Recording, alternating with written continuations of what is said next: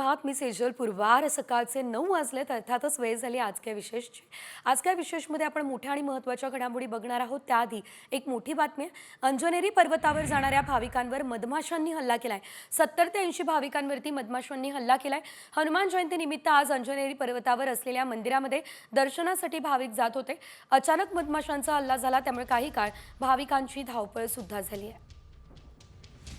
या संदर्भात अधिकची अपडेट आमचे प्रतिनिधी तब्रेज शेख देत आहेत. तब्रेज, आपण बघतोय या ठिकाणी हनुमान जयंतीचा विशेष उत्साह होता, मात्र या ठिकाणी भाविकांवरती मधमाशांनी हल्ला केलेला आहे. सध्याची नेमकी काय परिस्थिती, किती जण जखमी झालेत? बरोबर आहे. अंजनेरी पर्वताच्या पायथ्याशी हनुमान मंदिर आहे. हनुमान जन्मस्थळ या ठिकाणी झालेलं होतं आणि त्यामुळे आज हनुमान जयंतीमुळे या ठिकाणी मोठ्या संख्येने हनुमान भक्त या ठिकाणी दर्शनाला आलेले होते. अंजनेरी पर्वताकडे जात असताना 70 ते 80 भाविकांवर मधमाशांनी हल्ला केलेला आहे. यामध्ये काही भाविक जखमी झालेले आहे अशी देखील माहिती समोर आलेली आहे. आणि ज्यावेळेस हल्ला झाला त्यावेळेस धावपळ देखील झाली त्या ठिकाणी. मात्र ही जी घटना आहे, घटना 1-1.5 तासापूर्वीची घटना आहे असं देखील बोललं जात आहे. आणि 70 ते 80 भाविकांवर मधमाशांनी हल्ला केलेला आहे. निश्चितच धन्यवाद तब्रेज, दिलेल्या सर्व अपडेटसाठी. एकंदरीत या भाविकांमध्ये आता भीतीचं वातावरण आपल्याला बघायला मिळतंय. अंजनेरी पर्वत या ठिकाणी खरं तर मोठ्या प्रमाणात चढ आहे, जंगलाचा भाग आहे आणि त्यामुळे या ठिकाणी मधमाशांनी भाविकांवर हल्ला केलाय.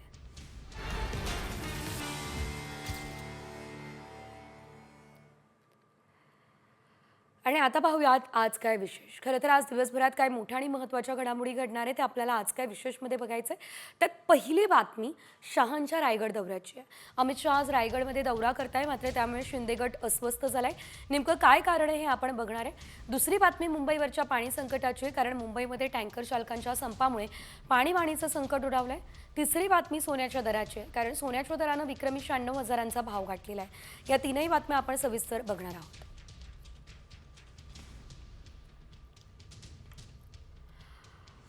आणि आता बुलेटिनच्या सुरुवातीला विशेष बातमी शिक्षण विभागामध्ये खळबळ उडवून देणारी, कारण नागपूर जिल्ह्यातील बनावट शिक्षक नियुक्ती प्रकरणामध्ये पोलिसांनी मोठी कारवाई केलेली आहे. विभागीय शिक्षण उपसंचालक उल्हास नरड यांना गडचिरोलीमध्ये अटक झाली आहे. त्यांच्यावरती बोगस कागदपत्रांच्या आधारावर मुख्याध्यापक पदास मंजुरी दिल्याचा आरोप आहे. या प्रकरणात मुख्याध्यापक पराग पुडके याला देखील ताब्यात घेण्यात आले. पराग पुडकेला शिक्षण पदाचा अनुभव नसताना बनावट कागदपत्रांच्या आधारे उपसंचालक उल्हास नरड यांनी सरळ मुख्याध्यापक बनवलं. यामध्ये मोठा आर्थिक व्यवहार झाल्याचा आरोप आहे. तब्बल 100 ते 200 कोटींचा घोटाळा असल्याचं सांगितलं जात आहे. या प्रकरणात वेतन पथक अधीक्षक निलेश वाघमारे यांना निलंबित करण्यात आले.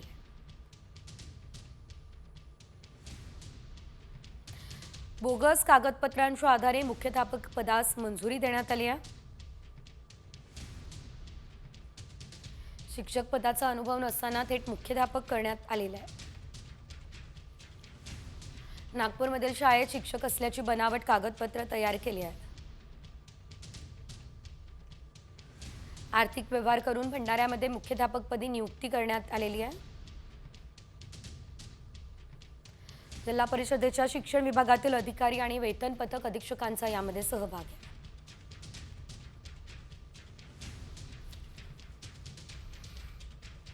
गृहमंत्री अमित शहा आजपासून 2 दिवस महाराष्ट्र दौरा करणारे. आज ते रायगडच्या दौऱ्यावर असतील आणि यावेळेस राष्ट्रवादी काँग्रेसचे खासदार सुनील तटकरे यांच्या रोह्यातील निवासस्थानी भेट देत स्नेहपूजन सुद्धा करणार आहे. रायगडच्या पालकमंत्री पदाचा तिढा कायम आहे असं असताना खुद्द अमित शहा हे तटकरेंच्या निवासस्थानी येत असल्यानं एकनाथ शिंदेंच्या शिवसेनेचे मंत्री भरत गोगावले हे अस्वस्थ असल्याच्या चर्चा सध्या रंगल्या. अमित शहा यांचा दौरा कसा असेल बघूयात. सकाळी 10:45 पाचाडमध्ये त्यांचं लँडिंग होणार आहे. सकाळी 11 वाजता रायगड किल्ल्यावरती मुख्य कार्यक्रम होणार आहे.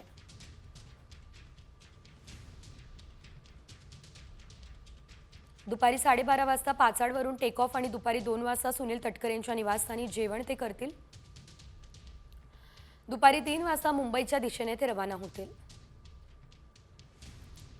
दुपारी 4 ते 6 या वेळेमध्ये एका साप्ताहिकाच्या कार्यक्रमामध्ये देखील ते सहभागी होणार आहे. रात्री 8 वाजता सह्याद्री अतिथीगृहावरती त्यांचा मुक्काम असणार आहे. फडणवीस आणि शिंदेंकडून रात्री उशिरा अमित शहा यांची भेट पुण्यातील हॉटेलमध्ये होणार आहे. शहा फडणवीस शिंदेंमध्ये भेट झालेली आणि रायगड दौऱ्यावेळी फडणवीस शिंदे अजितदादा हजर असणार आहे. पालकमंत्री पदावरती तोडगा निघणार का हे बघणं महत्त्वाचं असेल.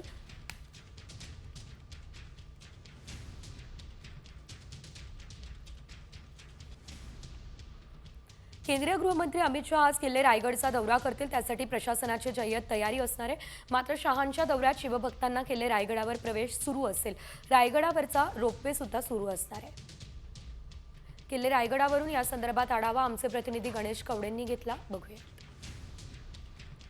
शिवाजी महाराजांच्या पुण्यतिथीनिमित्त छत्रपती शिवाजी महाराजांना अभिवादन करण्यासाठी आहे ते केंद्रीय गृहमंत्री अमित शहा या ठिकाणी येणार आणि यासाठी या ठिकाणी तयारी देखील आहे करताना पाहायला मिळतात. कारण की हे अमित शहा छत्रपती शिवाजी महाराजांना अभिवादन करण्यासाठी आहे ते या ठिकाणी येणार आहेत आणि यासाठी ही तयारी आहे ती होताना पाहायला मिळते. कारण की जर बघितलं असेल तर या ठिकाणी केंद्रीय मंत्री अमित शहा त्याचबरोबर मुख्यमंत्री देवेंद्र फडणवीस, उपमुख्यमंत्री अजितदादा आणि एकनाथ शिंदे हे आणि मंत्रिमंडळातील बाकीचे सहकारी देखील आहेत ते या ठिकाणी सहभागी असणार आहेत. मात्र गेल्या काही दिवसांपासून आहे ते छत्रपती शिवाजी महाराज यांच्यावर करणाऱ्या वक्तव्यावरून आहे ते राजकारण देखील आपल्याला पाहायला मिळते आणि याच राजकारणाचा नंतर आता नेमकं केंद्रीय मंत्री अमित शहा काय बोलणार याकडे सर्वांचं लक्ष लागलेलं आहे. व्हिडिओ जर्नलिस्ट विक्रांतचा गणेश कवडे, साम टीव्ही मराठी, रायगड. आणि यानंतर पुढे घेऊयात बातम्यांचा वेगवान आढावा 100 एक्सप्रेसच्या माध्यमातून. हनुमान जयंतीनिमित्त आता अयोध्येमध्ये भाविकांची गर्दी बघायला मिळते. हनुमानगढी मंदिरामध्ये भाविकांकडून पूजा केली जाते. देशभरात हनुमान जयंतीचा उत्साह दिसतोय.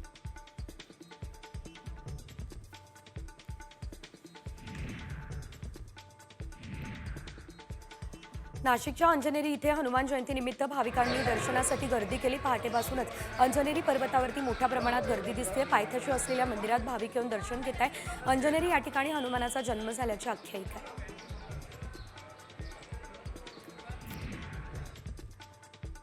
दादर पश्चिम आगर बाजार या ठिकाणी बाळ जागृत हनुमान मंदिरामध्ये हनुमान जन्मोत्सव साजरा होतोय. गेली 65 वर्ष हा उत्सव संपन्न होतोय. तर आता दुकानात हनुमानाची मूर्ती आहे असा दृष्टांत हनुमंतानं दुकान मालक बाळकृष्ण पांढरे यांना दिला होता. खोदकाम केल्यानंतर हनुमंताची मूर्ती सापडली असं सांगितलं जात आहे.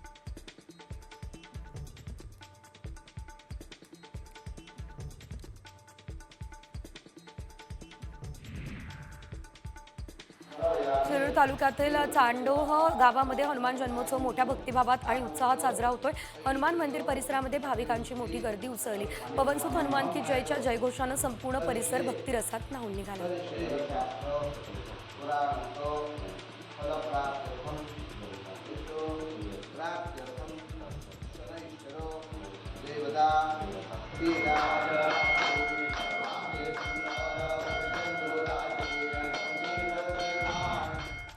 मिनी गिरणगाव अशी ओळख असलेल्या गोरेगावच्या गोकुळधाममध्ये सुद्धा हनुमान जयंती उत्साहात साजरी झालेली आहे. तर हनुमान जयंतीनिमित्त विविध कार्यक्रमांचं आयोजन सुद्धा करण्यात आलेलं आहे.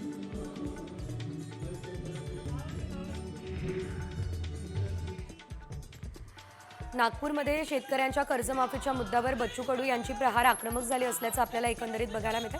या दरम्यान जर आपण बघितलं तर प्रहार संघटनेने नागपूरच्या लक्ष्मीभुवन चौकात मशाल आंदोलन केलं. महायुती सरकारनं जाहीरनाम्यात दिलेले शेतकरी कर्जमाफीचं आश्वासन पूर्ण करावं ही मागणी या दरम्यान करण्यात आली.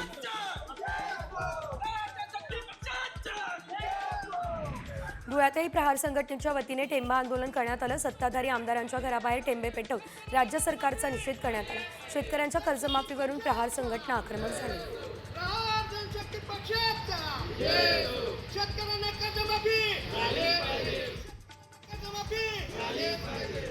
शेतकऱ्यांच्या कर्जमाफीच्या मागणीवरून प्रहारचे कार्यकर्ते आक्रमक झाले. प्रहार संघटनेचे प्रमुख बच्चू कडू नाशिकमध्ये दाखल झाले. कर्जमाफीच्या मुद्द्यावर बच्चू कडू कृषीमंत्री माणिकराव कोकाटे यांच्या घरासमोर आंदोलन करणार आहे. मशाल पेटवून बच्चू कडू आणि प्रहार संघटनेचे कार्यकर्ते कोकाटेंच्या घराच्या दिशेने रवाना झाले.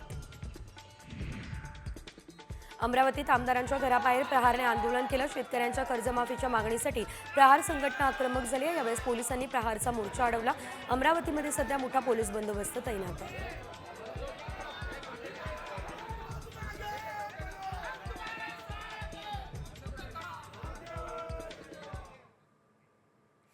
एकंदरीत आपण बघतोय आता अमित शहा जे आहे ते सध्या महाराष्ट्राच्या दौऱ्यावर आहे आणि त्यांचा ताफा आता दाखल झाला असल्याचं देखील आपल्याला बघायला मिळत आहे. शहांचा आज रायगड दौरा आहे, पुण्यातून आता ते रवाना झाले असल्याचं बघायला मिळत आहे. त्या दरम्यानची लाईव्ह दृश्य आपण सध्या आपल्या टेलिव्हिजन स्क्रीनवर पाहतोय.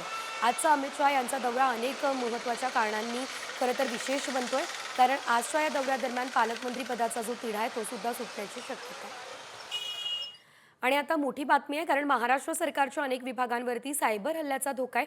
महाराष्ट्र सायबरने हा इशारा दिलेला आहे. महाराष्ट्र सायबरच्या तपासात महाराष्ट्र सरकारच्या अनेक विभागांच्या वेबसाईटवर सायबर हल्ल्याचा धोका आहे. अनेक सरकारी विभागांमध्ये पुरेशी सायबर सुरक्षा नाही आहे. तपासानंतर महाराष्ट्र सायबरने सर्व संबंधित विभागांना त्वरित आवश्यक खबरदारी घेण्याच्या सूचना केलेल्या आहेत. विभागांना आवश्यक खबरदारीच्या सूचना करण्यात आलेल्या असल्या तरी देखील आता खरं तर टेन्शन वाढवणारी ही बातमी म्हणावी लागणार आहे. सरकारच्या अनेक विभागांवरती सायबर हल्ल्याचा धोका असल्यानं अनेक महत्त्वाची आणि गोपनीय माहिती सुद्धा बाहेर जाण्याची शक्यता आहे. अधिकचे अपडेट आमचे प्रतिनिधी सचिन गाडे यांच्याकडून घेऊयात. सचिन, आपण पाहतोय सायबर हल्ल्याची खरं तर या ठिकाणी शक्यता वर्तवली जाते. नेमकं काय सांगितलं जातंय, सविस्तर माहिती या संदर्भात? नक्कीच महाराष्ट्र सायबरने राज्य सरकारच्या अनेक विभागांच्या जे संकेतस्थळ आहेत त्यांची पडताळणी केली आणि अनेक संकेतस्थळांवर पुरेशी सायबर सुरक्षा नाही असं त्यांच्या पडताळणीत समोर आलेलं आहे. आणि त्यामुळे त्या सगळ्या ज्या वेबसाईट आहेत, संकेतस्थळ आहेत, त्यांच्यावरती सायबर हल्ला होण्याचा धोका लक्षात घेता या सगळ्या विभागांना सतर्क राहण्याचे आणि आपली सायबर सुरक्षा वाढवण्याचे निर्देश हे महाराष्ट्र सायबरकडून देण्यात आले आहेत. निश्चितच धन्यवाद सचिन, दिलेल्या सर्व सविस्तर अपडेटसाठी.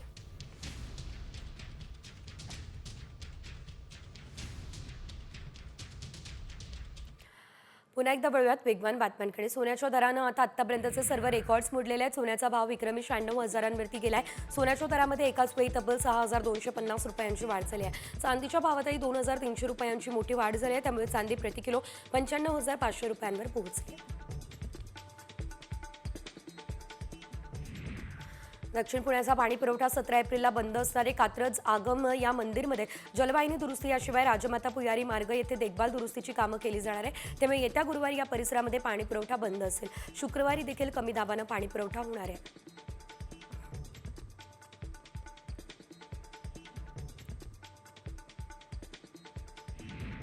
मुंबईमध्ये येत्या गणेशोत्सवात पीओपी मूर्तींची विक्री आणि खरेदी होऊ नये यासाठी मुंबई पालिकेने जोरदार हालचाली सुरू केल्या. मुंबई बाहेरून येणाऱ्या गणेश मूर्तींना शहरात प्रवेशबंदी करण्याचा निर्णय पालिकेने घेतला. तसं पत्र कोकण विभागीय आयुक्तांना देण्यात आलं, अशी माहिती पालिका प्रशासनानं दिली. मुंबई गोवा राष्ट्रीय महामार्गावरती आज अवजड वाहनांना बंदी घालण्यात आली आहे. केंद्रीय गृहमंत्री अमित शहा आज किल्ले रायगडावर येणार आहे. अनेक शिवभक्त छत्रपतींना अभिवादन करण्यासाठी वाहनांना येण्याची शक्यता आहे. त्यामुळे वाहतूक कोंडी होऊ नये म्हणून हा निर्णय घेण्यात आलेला आहे.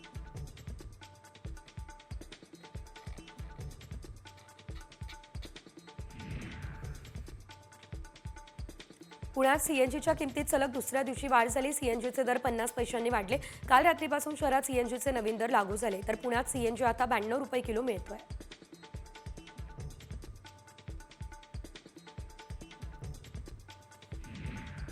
बदलापूर आणि नवी मुंबई दरम्यानचा प्रवास लवकरच 30 मिनिटांचा होणार आहे. कासगाव मोरवे मानसरोवर या नवीन रेल्वे मार्गाच्या निर्मितीला मंजुरी मिळालेली आहे आणि त्यामुळे बदलापूरकरांना आता ठाणे बदलून जाण्याची गरज राहणार नाही.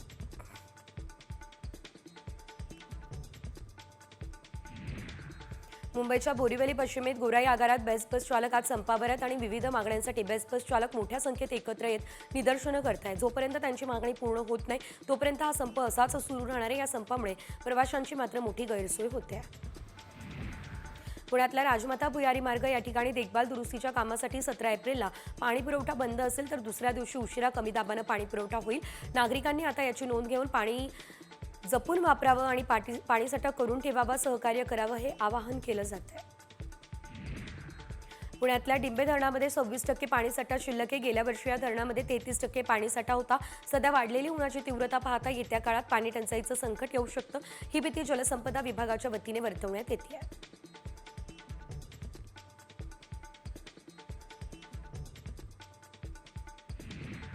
चांदोली धरणातून वीज निर्मितीसाठी आणि शेतीसाठी पाणी सोडल्यानं पाणीसाठ्यात घट झाली.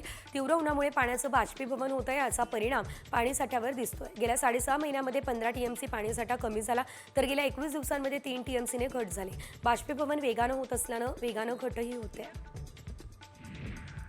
एप्रिलमध्ये वाढत्या तापमानामुळे रानसई धरणातील पाणीसाठा कमी होऊ लागलाय, त्यामुळे आता धरणात जून अखेरपर्यंत पुरवठा करण्याचा प्रयत्न MIDC कडून असणार आहे. नियोजन करून हा प्रयत्न केला जातोय. मात्र ही स्थिती कायम ठेवण्यासाठी नागरिकांनी या काळात जपून पाणी वापरण्याचं आवाहन केलेलं आहे. MIDCनं हे आवाहन केलेलं आहे.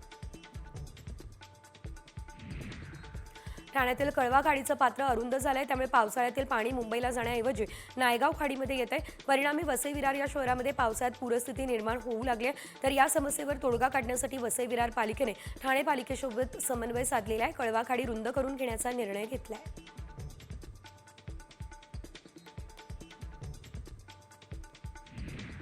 राज्यात उन्हाळ्याची तीव्रता वाढतीये, तर अनेक ठिकाणी तापमानाचा पारा 40 अंशांवर आहे. उष्माघाताच्या रुग्णसंख्येत वाढ होते. राज्यात आतापर्यंत उष्माघाताचे 34 रुग्ण आढळले. सर्वात जास्त रुग्ण बुलढाणा जिल्ह्यात आहेत.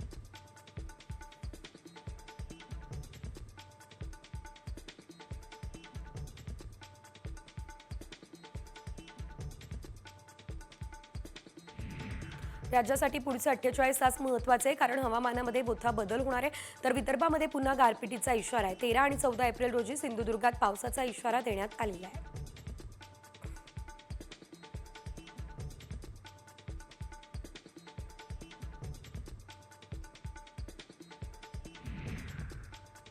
मुंबईमध्ये यावर्षी पावसाळ्यामध्ये 18 दिवस समुद्राला उधाण येणार आहे. जून ते सप्टेंबर दरम्यान समुद्रामध्ये 4.5 फुटांपेक्षा जास्त उंचीच्या लाटा उसळणार आहे. पावसाळ्यामध्ये मुंबईच्या समुद्र किनाऱ्यांवर फिरायला जाणाऱ्या लोकांना मुंबई पालिकेने काळजी घेण्याचं आवाहन केलं आहे.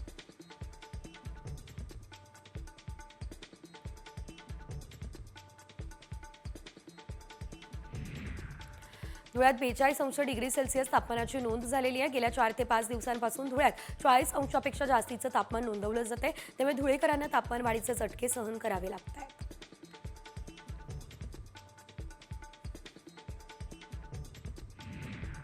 बुलढाणा जिल्ह्यात उष्माघाताचा पहिला बळी गेलाय. शेगावच्या संत गजानन महाराज ज्ञानपीठाच्या 11 वर्षीय विद्यार्थ्याचा उष्माघातानं दुर्दैवी मृत्यू झाला. संस्कार सोनटक्के असं विद्यार्थ्याचं नाव आहे. बुलढाण्यामध्ये तापमानात दिवसेंदिवस वाढ होतीये, त्याचा फटका शाळकरी विद्यार्थ्यांना बसतोय.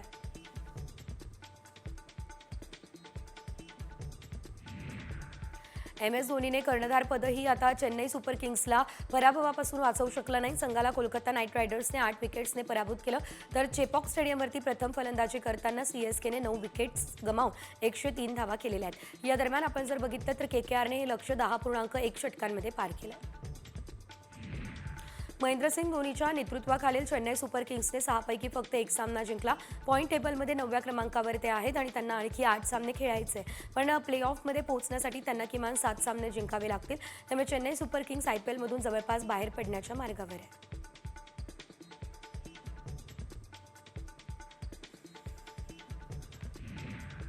आज सुपर सॅटर्डे दुपारच्या सामन्यामध्ये लखनौ सुपर जायंट्स गुजरात टायटन्ससोबत भिडणार असल्याचं कळत आहे. तर लखनौ येथील त्यांच्या होम ग्राउंडवरती हा सामना होणार आहे. हा सामना भारतीय वेळेनुसार दुपारी 3:30 वाजता सुरू होईल आणि दोन्ही स्पर्धात्मक संघांमध्ये एक रोमांचक सामना होण्याची शक्यता आहे.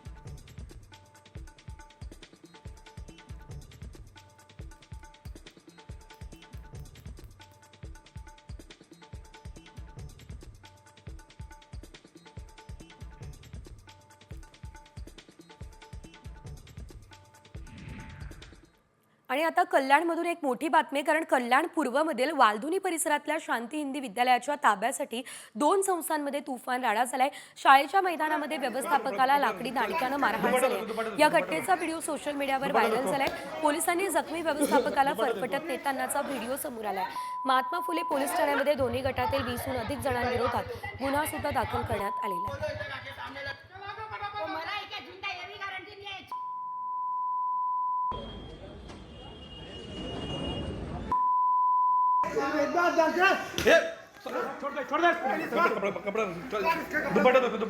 इसके पहले बोगस ट्रस्टी थे, उन लोगों ने कई सारे शिक्षक नियुक्ति में घोटाला भ्रष्टाचार किया हुआ है, जिसका हमने जांच के लिए निवेदन किया हुआ था। मैंने 3 दिन का हंगर स्ट्राइक आमरण उपोषण किया, जिसमें बोगस प्रमाण पत्र और TET स्कोर कार्ड का समावेश है। वो जांच को बचाने के लिए, जांच को रोकने के लिए और जेल ना जाए इसके लिए ये मेरे पे जानलेवा हमला हुआ है। और इसमें पुलिस प्रशासन के बड़े अधिकारी और शिक्षण के बड़े अधिकारी शामिल है। आणखी एक मोठी बातमी, लालबत्ती क्रीडा मंडळ यांच्याकडून आयोजित घाटकोपर आमदार चषक 2025 कबड्डीचा रणसंग्राम स्पर्धा आयोजित करण्यात आली. मात्र मध्यरात्री या स्पर्धेमध्ये 2 गटांमध्ये हाणामारी झाली. तर काल स्पर्धेचा तिसरा दिवस होता आणि याच तिसऱ्या दिवशी रात्री 2 गटात हाणामारी झाल्याची माहिती.